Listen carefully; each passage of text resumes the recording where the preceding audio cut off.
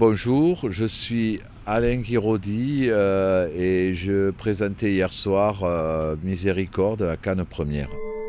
Je peux rester? Ce soir? Même quelques jours? Bon, enfin, tu fais ce que tu veux. Hein. Il y a toujours la chambre de Vincent. Pourquoi tu restes ici?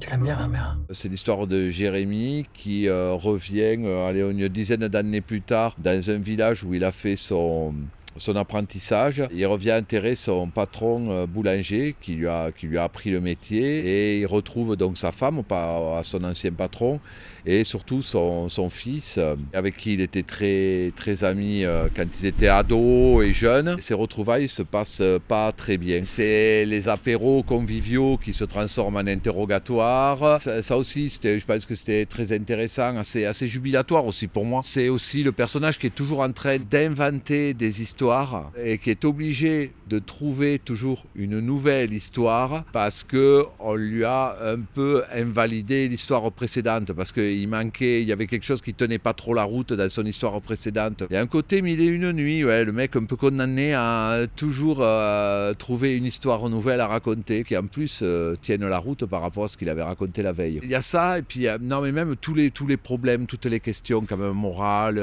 entre effectivement la petite culpabilité permanente du quotidien et la grosse culpabilité, et de toute façon est-ce qu'on doit forcément faire payer les coupables, c'est recommettre les mêmes actes. C'est mes angoisses et mes questionnements que je mets là-dedans. J'ai écrit le roman tranquillement. Il y a une partie du roman qui est partie d'un Viens je t'emmène. L'autre partie, non, c'est après avoir écrit le roman, c'est même bien après avoir publié le roman. Je me disais qu'il fallait que je fasse ça un peu autrement, reprenant un peu pas mal de personnages, ou du moins de style de personnages, parce que les personnages sont quand même très différents, moi je trouve, entre le roman et le bouquin, mais effectivement il y a quand même le curé, il y a la veuve, il y a le mec qui arrive dans le village. C'est pour ça que j'ai du mal à parler d'adaptation. C'est des variations autour de mêmes motifs. Bon, on se voyait un peu à l'époque. On se fréquentait pas beaucoup, hein. Et moi, je t'appréciais. Il va pas falloir que tu t'installes. Ça, c'est pas à toi d'en décider. Tu me lâches maintenant? Je pense que j'ai mis pas mal de moi-même dans le curé, parce qu'il y a quelque chose de très... quand même quelqu'un attaché à la tradition. On pourrait le prendre pour un curé traditionnaliste, justement, qui a même pas vu passer Vatican II. Et en même temps, plutôt moderne dans sa morale, même dans sa compréhension de l'autre, dans sa tolérance vis-à-vis de l'autre, ou qui élabore sa propre morale à lui. Je ne sais pas si c'est très moral d'ailleurs d'élaborer sa propre morale individuelle. Normalement, une morale, ça s'élabore avec un groupe d'individus, enfin une communauté même, minimum. Et puis c'est un homme qui, comme tout un chacun, ne cède pas sur son désir et qui a des désirs qui est très apparent physiologiquement. Jérémy, pour moi, il désire pas tout le monde. Il a envie de Walter. Même avec Martine, je pense que c'est beaucoup plus trouble que ça. Pour moi, il n'y a pas de désir vis-à-vis de Vincent. Et je trouve qu'il y a aussi des désirs qui ne se rencontrent pas, effectivement. Il y a des gens qui ne se rencontrent pas, qui visiblement ne se rencontreront pas. Je voulais faire un film érotique sans sexe, en fait, sans acte sexuel, où il y a du désir qui circule, mais qui ne se retrouve pas forcément.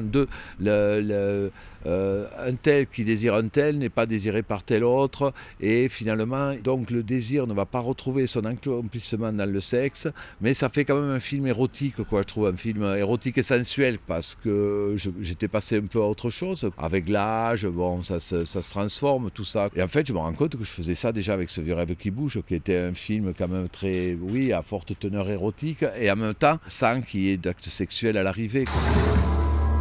Vous ne pourrez pas toujours vivre avec ce secret. Tu étais où? Et quels sont vos rapports avec l'abbé Grisol? On pense qu'il nous cache quelque chose.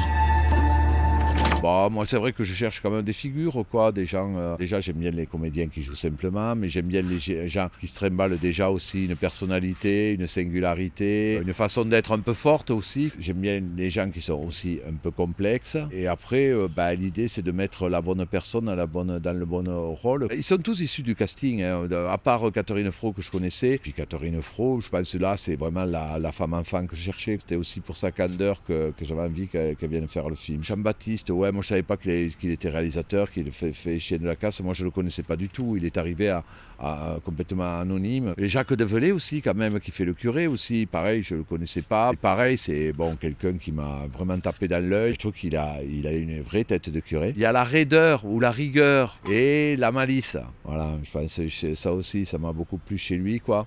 Et Catherine Fro, je pense que là, c'est vraiment la femme enfant que je cherchais, quoi. C'est ce que je lui ai dit d'entrée de jeu, que c'était aussi pour sa candeur que j'avais envie qu'elle vienne faire le film, quoi.